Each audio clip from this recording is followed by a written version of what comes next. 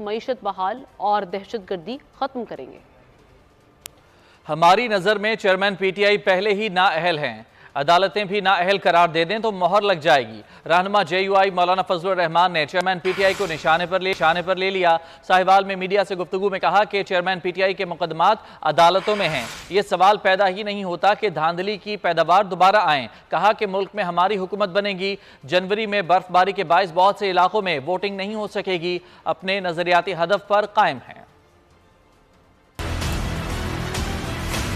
ہماری نظروں میں تو وہ پہلے سے نالائق اور نااہل ہے۔ میں اس بات کے لیے سوچ رہا ہوں کہ وہ نااہل ہو جائے اور وہ نااہل ہو جائے۔ وہ نااہل ہے، اپنی کارکردگی کی بنیاد پر نااہل ہے۔ اگر عدالت بھی نااہل قرار دے گی تو عین قرار واقعی وہ فیصلہ ہے، چونکہ عدالت میں ہے، لہذا عدالت میں جو چیز زیر بحث ہوتی ہے اس پر ہمیں رائے دینے میں احتیاط کرنا چاہیے۔ لیکن جو کچھ بھی اس وقت ہے ملک کی معیشت کی تباہ کاری، ان کے ذمہ دار تو وہی ہیں۔ ملک کو معاشی لحاظ سے انہوں نے گرایا ہے، اور صرف گرایا ہی نہیں بلکہ دلدل میں ڈالا ہے۔ اب جتنا آپ اس سے اٹھنے کی کوشش کرتے ہیں اتنا آپ دھنستے چلے جاتے ہیں۔ ہم ہر وقت الیکشن کے لیے تیار ہیں، ہم ہر وقت اس کا مقابلہ کرنے کے لیے تیار ہیں۔ دھاندلی کی پیداوار اس کو آپ سمجھے کہ دوبارہ آئے گا، سوال ہی پیدا نہیں ہوتا۔ میرے خیال میں ہماری حکومت بنی، ہمارا ایک نظریاتی ہدف تھا اور ہم اس پر ابھی قائم ہیں۔